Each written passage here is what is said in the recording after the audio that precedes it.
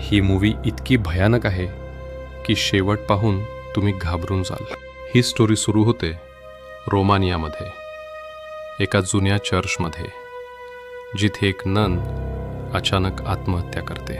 Vatican एक priest आणि एक ट्रेनी ननला इन्व्हेस्टिगेशनसाठी पाठवतो. ते चर्चमध्ये पोचतात आणि तिथून सुरू होतो खरा हॉरर. रात्री त्यांना विचित्र आवाज येतात, दरवाजे आपोआप उघडतात आणि एक शॅडो त्यांच्यावर नजर ठेवून असते. त्यांना कळतं की तिथे एक इव्हिल डिमन आहे ज्याचं नाव आहे वालाक.